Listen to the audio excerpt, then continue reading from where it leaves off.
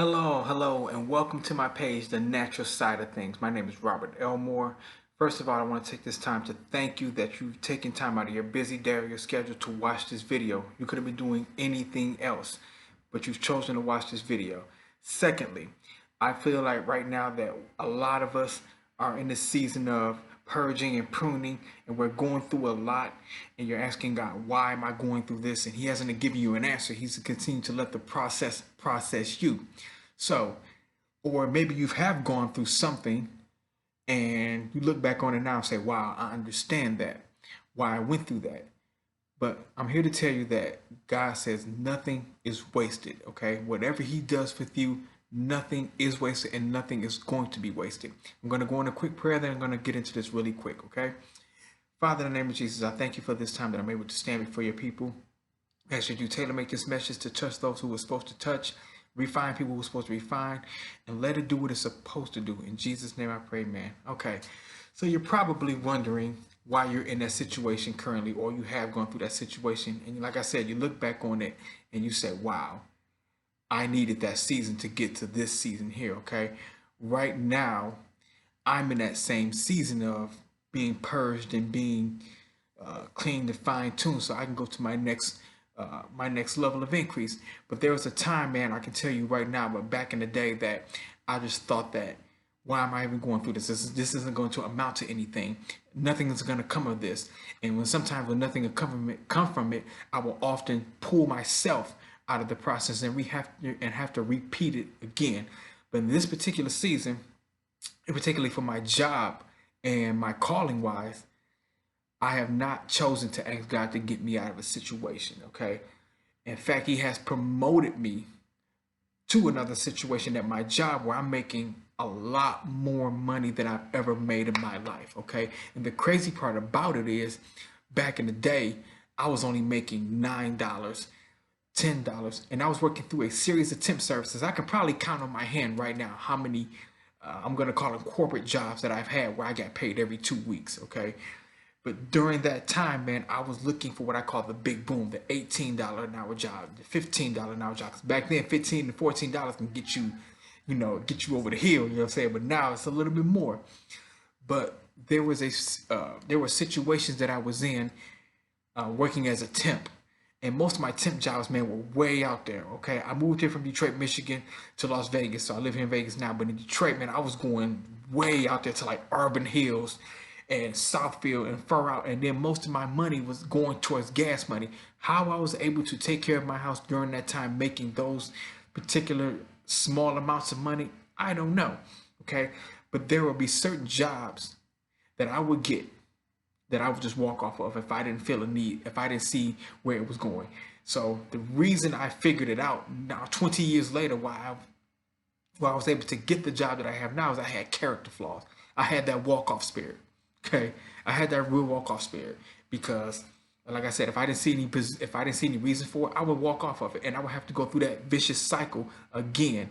Okay, there was a particular job though that I really, really, really wanted, man. I mean, I was making back seats for Chrysler at this time, and I did everything. And the guy I came in under, named Danny, he was there on my shift. I think I was on the A shift at this time, and had I got hired in, I was gonna have to go to the C shift. Okay, but I did everything. Okay, I did everything that job asked for me to do because I was trying to get in the door, right?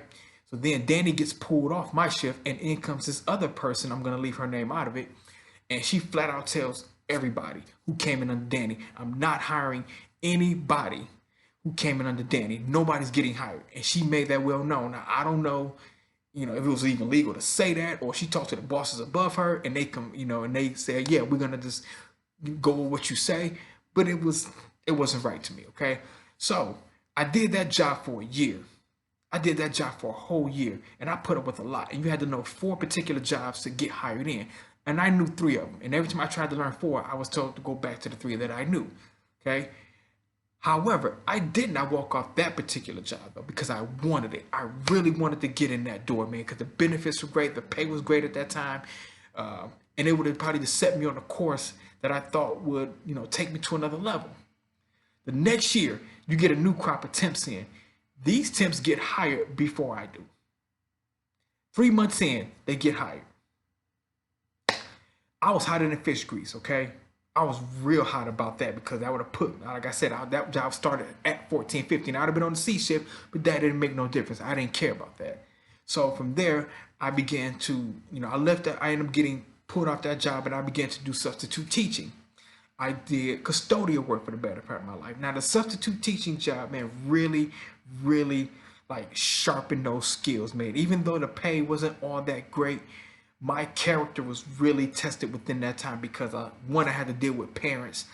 I had to deal with the children, and they could be a handful, and they had me basically through kindergarten through 5th grade. Every now and then I would get a high school, and then if I did a good job at the high school, they would recommend me to come back, okay? But most of the time it was K through 5, and I was dealing with no less than 40 students in my class.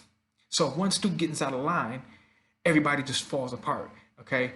So I had to really, really know how to talk to each individual child.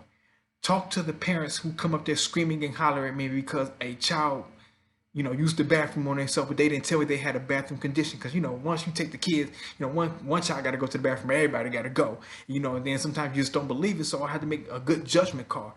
And I had a list as a temp teacher, substitute, a list of rules that I couldn't go over. I had to stay within the confines of those rules, okay? And if I did, I would lose my job as a substitute teacher altogether. So I really had to maximize those rules, all right? For custodial, I had to really deal with it, man. And this one really just kind of got to me as a custodian worker. Sometimes when you're sweeping the floor or you're scrubbing it, people used to just pass by and throw stuff in front of me on purpose, not in a way to saying, okay, he's sweeping, I'm just going to set it there. It was almost like a demeaning because I could feel that energy when they did it, okay? And I couldn't just pop off and fire off because I'm like, yo, if I fire off on this person, then I'm going to lose my job through the temp service, and it's not a good look for me. So I had to really, really just stay in focus, man, and it was like, yo, it was hurting at that time. But again, there were several other jobs that I would just walk off because I didn't see the need for it. Now, sitting here today and hearing all the negative talk on those jobs, I probably walked into their situation in the middle of their journey and not really understanding, my call in life at that time, and heard that negative talk and just let it sink all the way into my spirit to the point that I didn't even want to be there myself, okay? But now I went from making very little money to the big money because my character, I'm able to handle it now. If a situation pops off, I know I just can't pop off. I know I can't just walk off a job. I know I can't do this. And it's, like I said, it's bigger than just walking off a job. It's a reason why you're there. You're probably at a job or in a situation right now that you're like, God, get me out of it. Get me out of this. And he's like, no, I need you there because I need you to take you to the next level. Or you're probably at that job where you want that promotion at that job.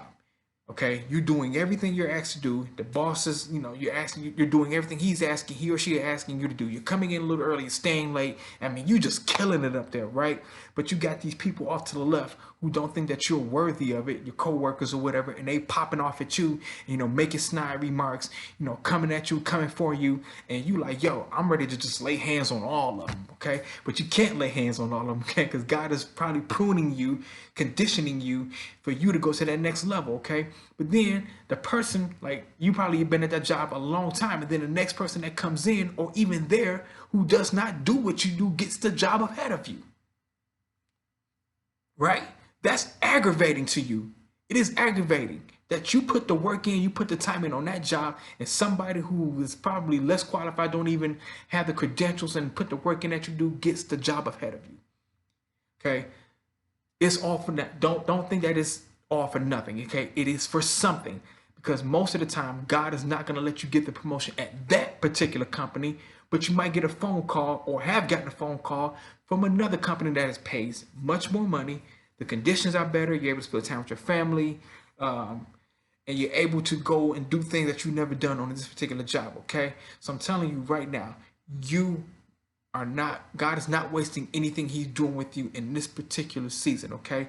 So don't go crying to God, asking him to get you out of that situation, because he has a bigger picture for you, and you don't want to repeat the process, okay? I think we are in a very, very, very critical time in our world where you can't waste time, okay? You don't want to repeat repeat cycles, okay? So ask God to strengthen you while you are in there. Let him finish pruning you. Let him get all the stuff he needs to get out of you so you can go to your next level, okay? Even though it's painful and it hurts and you got people coming at you and you want to just slap everybody, okay? Don't slap everybody. Go through the process. I'm not saying don't be upset. I'm not saying that you might not get discouraged. I'm not saying that you might lose focus. It's okay to step back and refocus and recharge and rejudge yourself and continue to go through the process, because what God has for you on the other side of what you're going through is much, much, much greater, okay, than what you're going through. Okay, for the sake of time, I'm going to ask you to go and read Joseph. Okay, it's in Genesis. Joseph was put through a ringer, and he had every reason to be mad once he got to his high place of authority. Because sometimes if God does not prune you and you get to position of authority, you can abuse that authority and then mess up the plan. Well, you can't mess up God's plan, but you might mess it up for that season. You have to repeat it, because when you are in position to now lord over the people that was making fun of you, yeah, you can pop off. And the pop off just doesn't leave once you get to that position. No, the pop off is going to follow you, but if it's pruned and it's tuned and it's fine-tuned and it's gotten all out of you and it's maximized at this level, when you get there, you will know how to act accordingly and not just pop off, okay? So, nothing is wasted, okay? Nothing is wasted. God knows exactly what he is doing with you, okay? Thank you. That's my time. Now, I'm going to ask that you like and subscribe to this channel. I have more things to come. I have a lot more to say. This is just the beginning. I feel like God has a great things to say to people through me, and I'm going to use this platform to promote his word and say what he has to say, okay? Like and subscribe. I might not be for everybody, and that's okay, but you can refer me to somebody if I am not for you, all right? Please don't forget to enjoy your journey through this process, okay? Try not to miss out on anything. You don't want to just rush through it, because you might have to pick up. You don't want to go back, okay? But learn to enjoy your journey, all right? Have a good day.